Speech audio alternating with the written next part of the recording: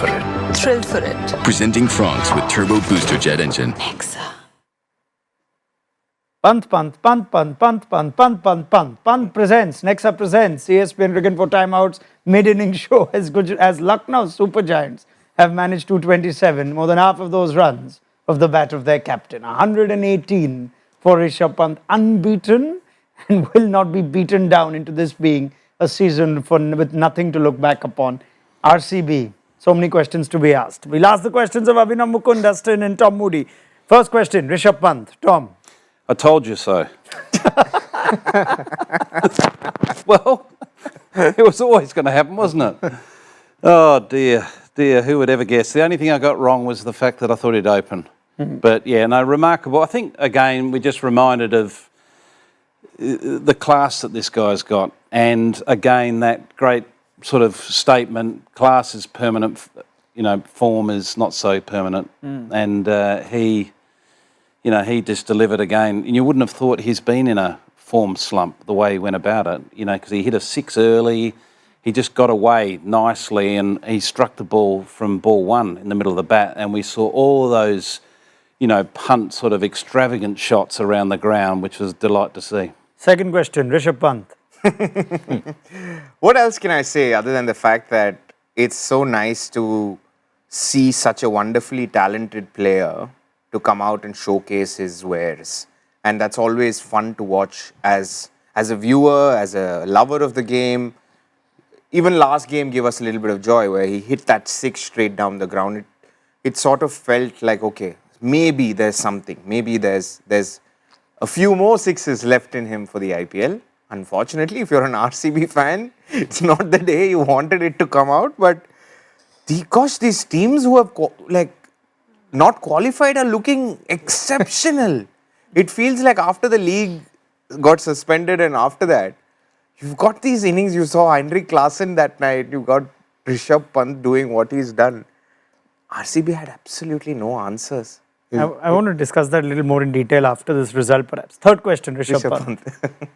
Yeah, is that the effect of, again, performance review time, or is it just no pressure now? So, these teams are coming good. If, in fairness, if one guy was under pressure, even if he says he won't, I won't believe it. Surely he had to be under pressure. Of course he's under pressure. Yeah. Of course. These guys are on the spotlight all the time. They're under pressure all the time. You're looking at a superstar cricketer who's failed for the season. So every game is a performance review there.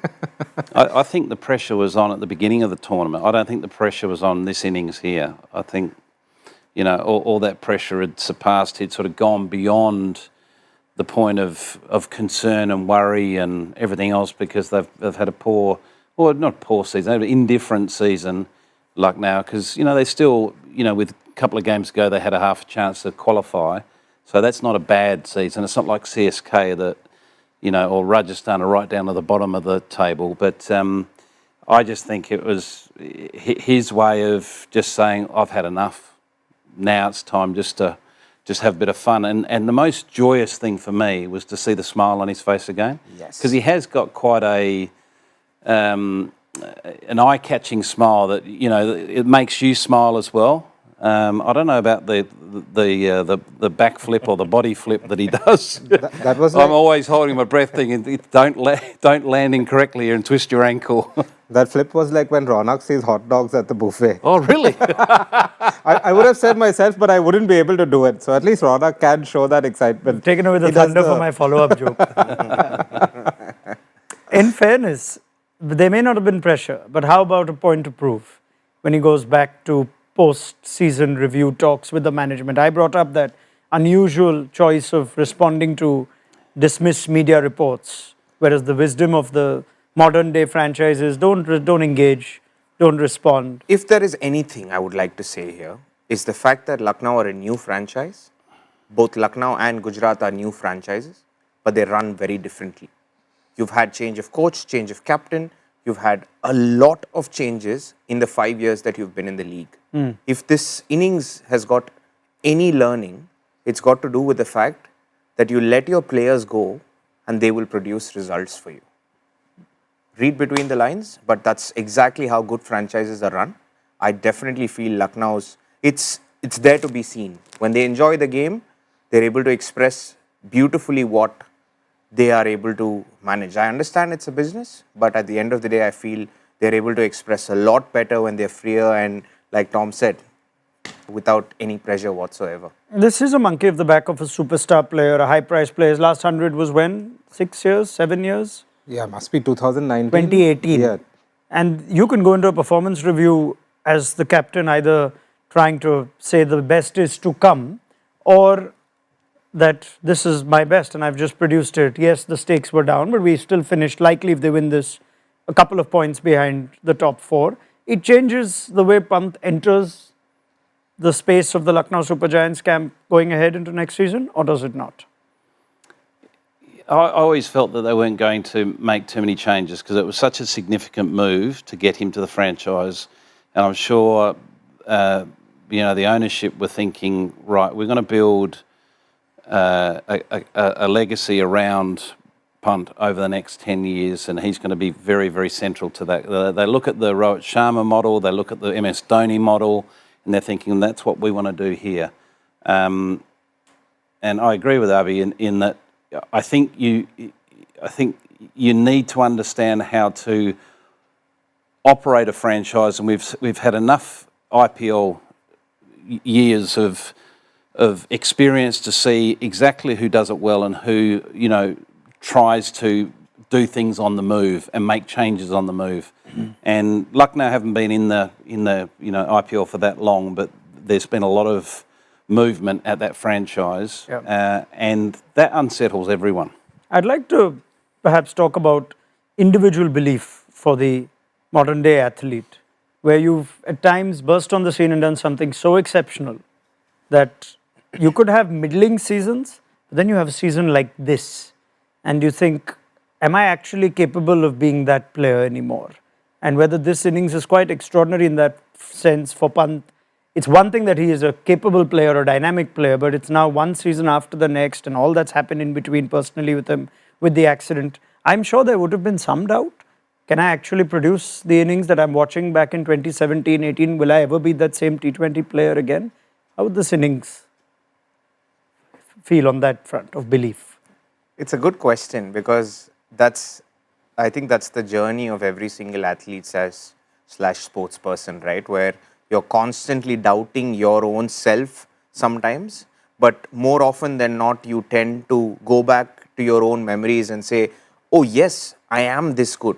And you see the guys who are performing at the elite level have always this sort of sense of superiority saying, yeah, we are way better than our peers, our competition. You find that in elite level athletes. And I consider Rishabh Pant to be one after the kind of performances that he's given in the test match arena. You look at tough situations where he's been thrown in and he says, yeah, I'm going to do it for my team, for my country. So I always never doubted that aspect of Rishabh Pant. It was about how he brought his T20 game to the table, and you could see exactly what he brought tonight. Okay. Yeah, the one noticeable thing was he didn't try too many of those lap shots early in the innings. He was looking to play down the ground. I think of his first 10 or 12 boundaries against pace, most were in the V. He tried that one which he missed. And then I think he realized, luckily it didn't cost him his wicket. Went straight over middle of the next stump. Yeah, and then after that, he was kind of waiting for the slower ones. Even when he was going behind the wicket, it was more when the line was there, it was wide, and then he was just kind of getting it past third or over third.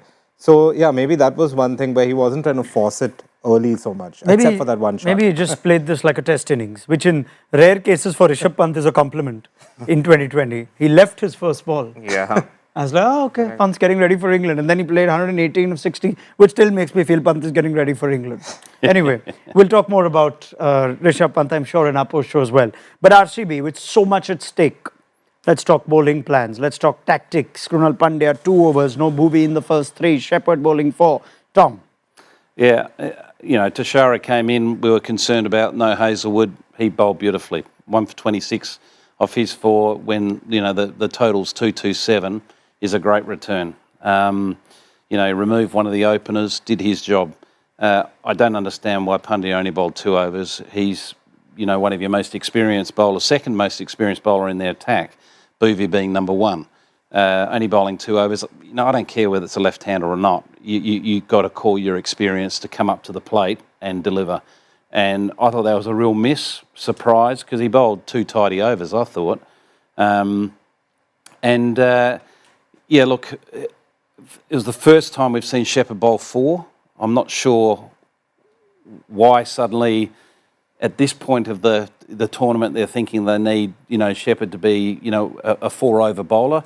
To me, he's more of an impact bowler, comes in and bowls 1 or 2 impactful, overs, and quite often gets a wicket, because he's just a little bit different than the rest. But it's nearly like they were stunned with what was happening, and they took a step back because they were thinking, oh, it's not happening, surely this is not happening, against leaning into it and taking it on and saying, okay, Punt, you've turned up to play, and leaning into that from a team perspective.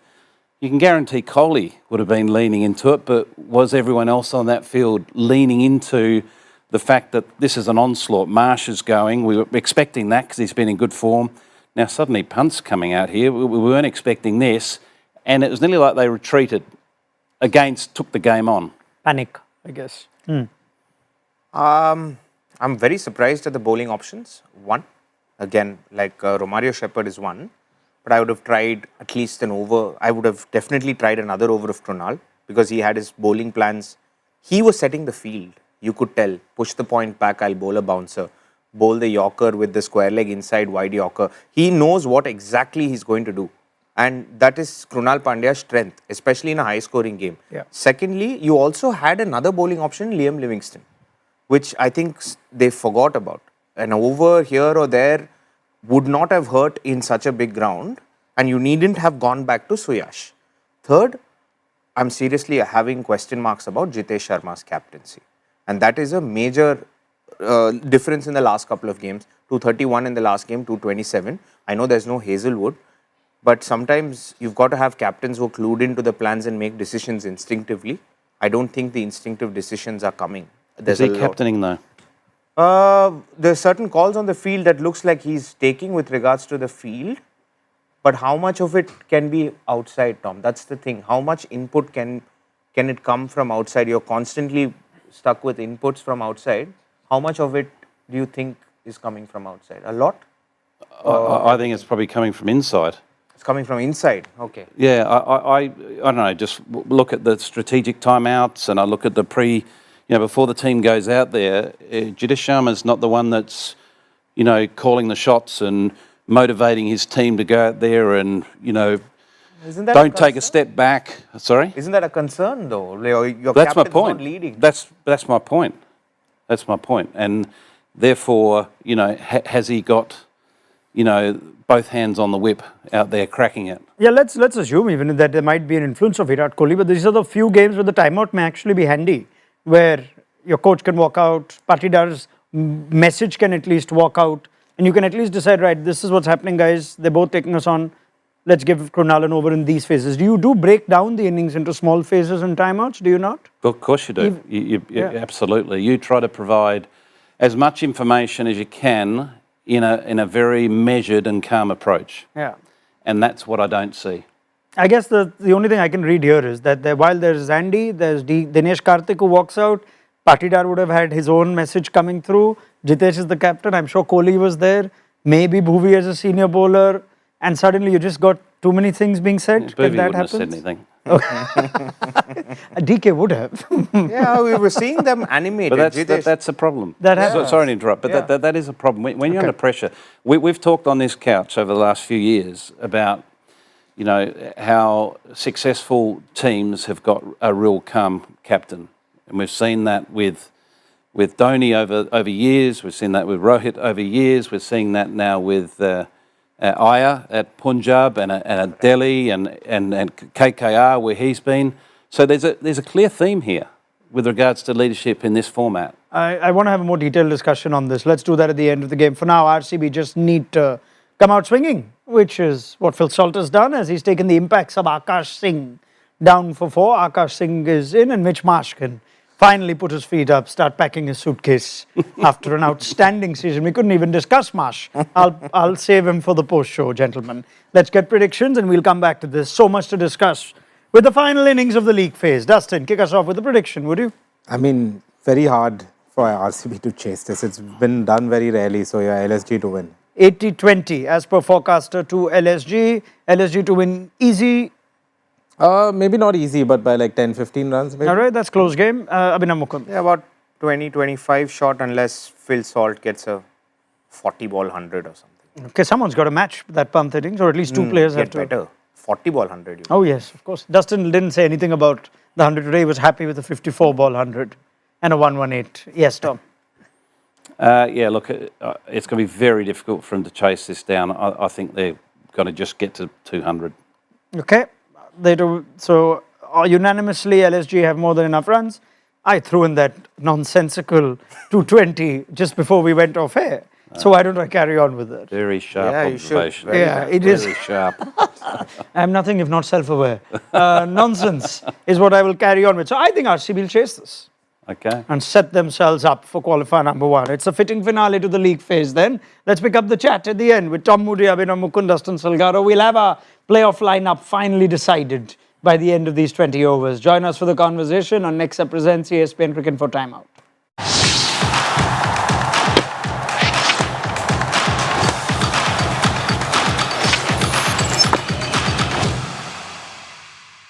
Ready for it. Thrill for it. Presenting France with Turbo Booster Jet Engine. Nexa.